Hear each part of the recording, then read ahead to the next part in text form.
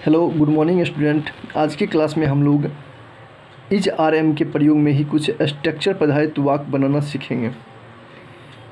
तो चलिए चलते हैं। सबसे पहले हम लोग इंट्रोडक्शन इसका देख लेते हैं कि कैसे वाक्य पर इस प्रकार के स्ट्रक्चर का हम यूज करेंगे।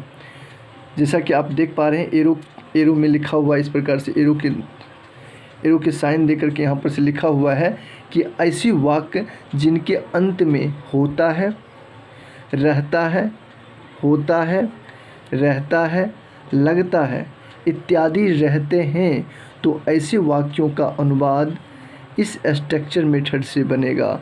स्ट्रक्चर क्या है? तो subject plus is are am plus object द्वारा बनेगी। तो आप समझ सकते हैं, सबसे पहले क्या लिखा गया? सब्जेक्ट, उसके बाद इज आर एम में से कोई एक और ऑब्जेक्ट का प्रयोग होगा। तो सबसे पहले कोई भी सेंटेंस में सब्जेक्ट तो होता ही है ना। तो आज हम लोग जो है इसी पर विचार करेंगे। इसमें जितने भी हमने सेंटेंसेज लिया है वो सारे अफर्मेटिव सेंटेंसेज हैं, और इसको समझिए कि इतना ही नहीं वाक्य होता है, ये सारे जो इंट्रोडक्शन है इनके होता है, रहता है, लगता है पर बल्कि बहुत सारे सेंटेंसेज होते हैं, बहुत सारे मिलते हैं सेंटेंसेज, और सभी सेंटेंसेज को इसी तरीक़ा से बनाया जाएगा।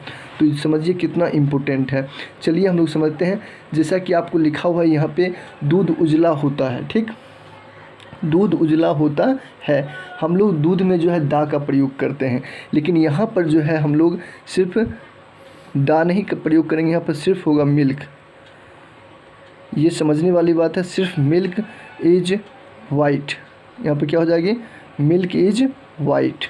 ठीक, इस प्रकार से पानी ठंडा होता है।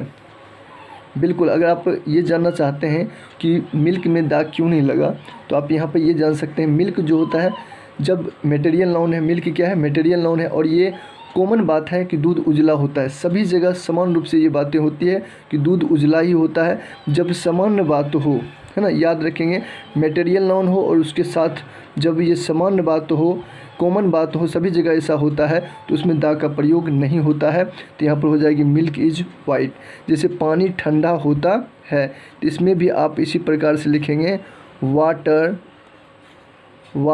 Is cold, water is cold. ठीक, इसी प्रकार से हम लोग अगले सेंटेंसेस की तरफ बढ़ते हैं। तो अगला सेंटेंस है कि चीनी मीठी लगती है। चीनी मीठी लगती है, हमने बताया था, जिसमें होता है, रहता है, लगती है, लगता है, इस प्रकार से रहेगा। तो हम इसको इसी प्रकार से बनाएंगे। सबसे पहले सब्जेक्ट लिखेंगे, तो इसमें क्या हो जाएगा? शुगर। यहाँ पर चीनी मीठी लगती है, ये भी मटेरियल नाउन है और ये सामान्य बात है, तो इसमें हो जाएगा शुगर इज स्वीट। क्लियर है? चलिए आगे चलते हैं। तो आगे है सिंह बहादुर होता है। सिंह बहादुर होता है, तो इसमें हो जाएगा the lion. The lion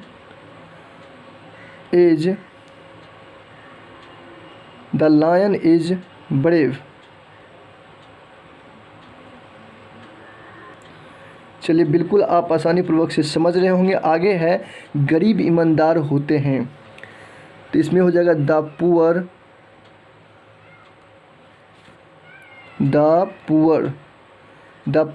is, गरीब ईमानदार होते हैं। बिल्कुल यहाँ ध्यान देंगे आप, यहाँ पे गरीब ईमानदार होते हैं।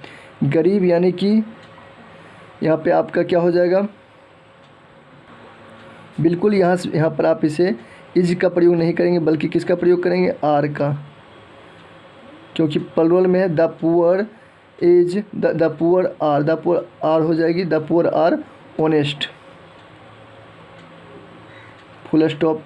फिर आगे है सूर्य ईमानदार। सूर्य, ये गलत लिखा हुआ है, सूर्य गर्म होते हैं। ठीक है, यहाँ पे ये होनी चाहिए सेंटेंसेज, सूर्य गर्म होते हैं। तो यहाँ हो जाएगा क्या? द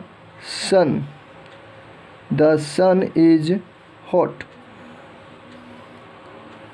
यहाँ पे क्योंकि सूर्य तो एक ही होता है, सिंगुलर में है, इसलिए द सन इज क्या हो जाएगी? हॉट। और यहाँ पर द पुअर क्या था? प्लुरल रूप में था, इसलिए यहाँ पे क्या हो गया? आर। आगे है आम मीठा होता है। आम मीठा होता है, तो mango is sweet. Mango is sweet. बिल्कुल आपको ये सारी बातें दिखाई दे रही होगी। Mango is sweet. चलिए आगे है, भारतीय किसान मेहनती होते हैं। Indian farmer,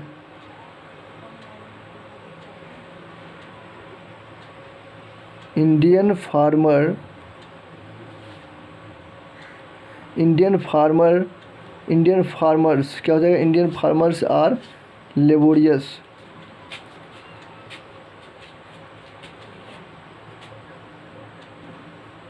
Indian farmers are laborious.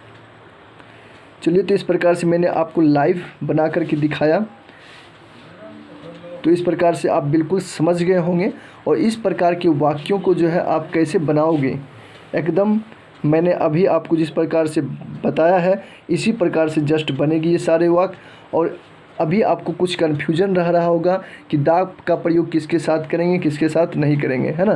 तो आप जो है निश्चित कमेंट करेंगे किन किन स्टूडेंट को दा का प्रयोग चाहिए। तो हम निश्चित रूप से अगले वीडियो में उसके डिमांड पर जो है हम दा का प्रयोग आपको ज़रूर से ज़रूर बताने की कोशिश करेंगे। चलिए, इसी के साथ मैं अपनी वाणी को यहीं पर वाइंड अप करता हूँ। अगर आपको वीडियो अच्छी लगी हो तो निश्चित रूप से लाइक, शेयर एंड कमेंट करें। So thank you very much. All the best. Have a nice day.